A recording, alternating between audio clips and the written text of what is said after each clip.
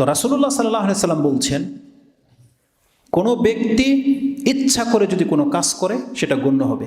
এটাও আজকে আমার আলোচ্য বিষয় নয়। তার মানে দুইটা গেল। একটা কি? একটা হলো নিয়ত খালেস হতে হবে, এটা আমরা সবাই জানি। আরেকটা বললাম যে আমাদেরকে যে কোনো কিছু করি নিজের ইচ্ছার থেকে করতে হবে। আজকে যেই বক্তব্যটা আমি করব, ইন্নামাল আমালু বিন্নিয়াত, এটা হচ্ছে আমাদের ওলামাদের দৃষ্টিভঙ্গি। সেটা কি?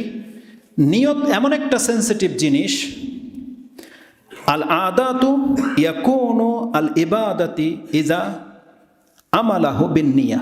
এই শব্দটা হচ্ছে আজকে আমার আলোচনার মূল। আমাদের আলেমগণ এবং কোরআন হাদিস এটা বলে, কোনো ব্যক্তি প্রতিনিয়ত অভ্যাসগত যে কাজগুলো করে, সে যদি এটা ইবাদতের নিয়তে করে তাহলে আল্লাহর কাছে এটা ইবাদত বলে গণ্য হয়ে যাবে। যেমন ধরেন গোসল করা, এটা কি আমাদের অভ্যাস নয়? আমরা তো প্রতিনিয়ত গোসল করি। আপনি কাজ করে আসছেন, গোসল করবেন। এই গোসল করাটা কি? অভ্যাস। আজকে কোনো ব্যক্তি জুমার দিনে আসছেন, চিরাচরিত আজকেও গোসল করেছেন আমাদের মাঝে, আলহামদুলিল্লাহ, আশা করি যে সবাই গোসল করেছেন। এই গোসল করা ব্যক্তিদের মধ্যে এখানে দুই রকমের লোক আছে। এক ধরনের লোক যারা প্রতিদিনের ন্যায় গোসল করেছে, যেহেতু একটু আগে মাঠে ঘাটে থেকে উঠে আসছে, খেলাধুলা করে গোসল করে আসছে, যেহেতু শরীর ঘেমে গেছে, যদি না ঘামতো সে গোসল করতো না। অনেকে শীতের দিন গোসলই করেনি, গরমের দিন হলে হয়তো গোসল করতো। এই গোসল একটা কাজ। কোরআন হাদিস বলতেছে কোনো ব্যক্তি যদি এটা এই সেন্সে গোসল করে, তার গোসল করার প্রয়োজন নাই, শরীরও ঘামে নাই, ঠান্ডার দিন, তারপরও গোসল করেছে। কেন? যে আজকে হচ্ছে জুমার দিন, আর জুমার দিনে গোসল করাটা হচ্ছে সুন্নাহ। এই নিয়ত করে যেই ব্যক্তি গোসল করেছে, আজকে সেই ব্যক্তি কেবল ইবাদত করেছে, এটা তার অভ্যাস নয়, বরং এটা হচ্ছে ইবাদত। এই নিয়তে গোসল করলে অভ্যাসটা ইবাদতে পরিণত হয়ে যায়। প্রত্যেক ব্যক্তি জুতা পরেন না? যেই ব্যক্তি জুতা পরেন, কোন পায়ে পরেন আপনি খেয়াল করেন না, মাঝে মাঝে ডান পায়ে, মাঝে মাঝে বাম পায়ে। যদি আপনি ডান পায়ে পরা ব্যক্তি হন, এটা আপনার অভ্যাস, আপনি ততক্ষণ পর্যন্ত নেকি পাবেন না যতক্ষণ পর্যন্ত এটা আপনি সুন্নতের নিয়তে না পড়বেন। সুন্নত কি? ডান পায়ে জুতা পরা, এটা সুন্নত নয়? খোলার সময় বাম পায়ে খোলা, মানে জুতাটা ডান পায়ে থাকবে। এটা যেই ব্যক্তি নিয়ত করে করে, এই ব্যক্তির এই অভ্যাসটা ইবাদতে রূপ নেবে, তখন সে আল্লাহর পক্ষ থেকে নেকি পাবে। বাজার সদাই করেন, কেনা আছে, তার সন্তানকে একটা চিপস কিনে দেন, কেনা আছে। আপনার ওয়াইফ সন্তানদের জন্য শীতের কাপড় কিনেছেন, ঈদের কাপড় কিনেন, কেনা আছে। সবাই আমরা এগুলো করি, এগুলো সব কি? অভ্যাস। কিন্তু এই কাজগুলো যদি কোনো ব্যক্তি সাদাকার নিয়তে করে, নেকির আশায় করে, আল্লাহ সুবহানাহু ওয়া তাআলা বলতেছেন, বান্দা কোনো ব্যক্তি যদি তার পকেটের একটা টাকা খরচ করে নেকির নিয়তে, সেই টাকা যদি সে নিজে খায়, আল্লাহ বলছেন আমি এটাকে বৃথা যেতে দেব না, এই এক টাকায় তার আমল নামায় সাদকা হিসাবে লেখা হয়ে যাবে। আসুন হাদিসটা দেখিয়ে দিই। এই হাদিসটা বলার আগে ওমর রাদিয়াল্লাহু তাআলা আনহুর একটা কথা আপনাকে শোনাই। ইবনু আবি দুনিয়া, তার একটা কিতাব রয়েছে আল ইখলাসু ওয়ান নিয়া, একটা কিতাব লিখেছেন আল ইখলাসু ওয়ান নিয়া। তাতে তিনি ওমর রাদিয়াল্লাহু তাআলা আনহু থেকে একটা কথা উক্তি নকল করেছেন। তিনি বলেছেন, কালা ওমর ইবনুল খাত্তাব, লা আমালা লিমান লা নিয়াতা লাহু। কোনো ব্যক্তির কর্ম ইবাদত বলে গণ্য হবে না যদি সে সেটা নিয়ত করে না করে, যদি সে সেটা নিয়ত করে না করে। ওয়ালা আজরা লিমান লা হিসবাতা লাহু।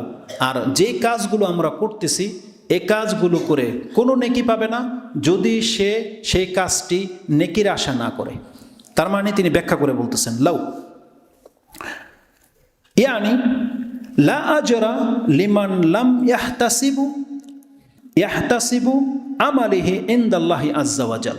কোনো ব্যক্তি যদি ইবাদত করে আল্লাহর কাছে সওয়াবের আশা না রাখে, তাহলে সেই ব্যক্তি নেকি পাবে না। তার মানে নিয়ত লাগবে, যে কাজটা আমি করতেছি কিসের জন্য? নেকির জন্য। এই নিয়ত ইচ্ছা থাকলে সে নেকি পাবে, না হলে নেকি পাবে না। এইবার তার কথাটাকে দলিল হিসাবে আমি এবার হাদিস আপনার কাছে পেশ করি।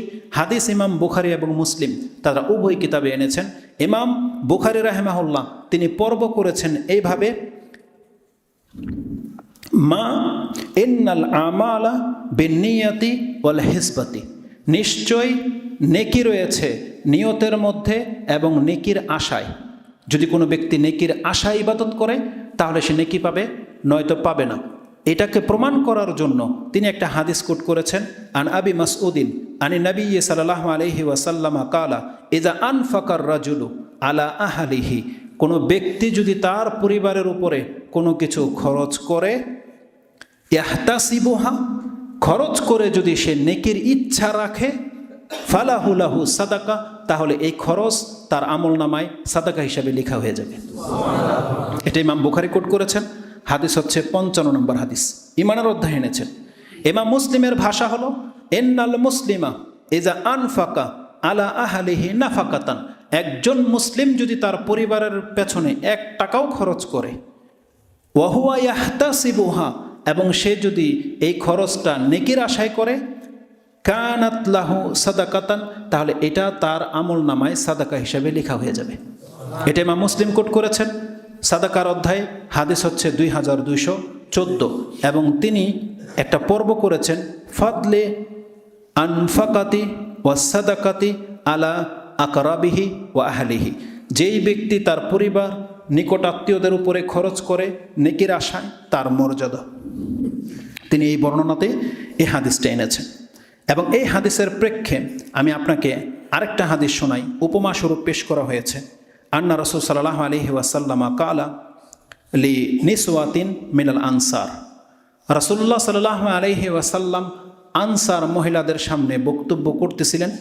এক পর্যায়ে তিনি মহিলাদেরকে উদ্দেশ্য করে বললেন, লা ইয়ামুতু লি ইহদা কুন্না সালাসাতুন মিনাল ওলাদ ফাতাহতাসিবাহু ইল্লা দাখালাল জান্নাহ, যে কোনো মহিলার 3টা সন্তান যদি মারা যায় আর সে যদি এই সন্তানগুলো মরে যাওয়ার কারণে আল্লাহর কাছে সোয়াবের ইচ্ছা করে, রাসূল বলছেন এই ব্যক্তিকে একমাত্র পুরস্কার হচ্ছে জান্নাত। রাসূলুল্লাহ সাল্লাল্লাহু আলাইহি ওয়াসাল্লামকে এক মহিলা বলতেছেন, ইয়া রাসূলুল্লাহ, যদি কারো 2টা সন্তান মারা যায়, রাসূল বলছেন 2টা হলেও। তার মানে যেই মহিলার 1টা 2টা অথবা 3টা, একটা বর্ণনা 1টার কথা আছে, কোনো মহিলা বা কোনো মুসলিম ব্যক্তির যদি আদরের সন্তান কোনো 1টা মারা যায়, সে যদি ধৈর্য ধারণ করে আর এর বিনিময়ে যদি আল্লাহর কাছে নেকির ইচ্ছা করে, তাহলে এই মৃত্যুর কারণে আল্লাহ তাকে জান্নাত দিয়ে দিবে, এটা ওয়াদা রয়েছে। এই হাদিসটি ইমাম মুসলিম কোট করেছেন, হাদিস নাম্বার হচ্ছে 6592।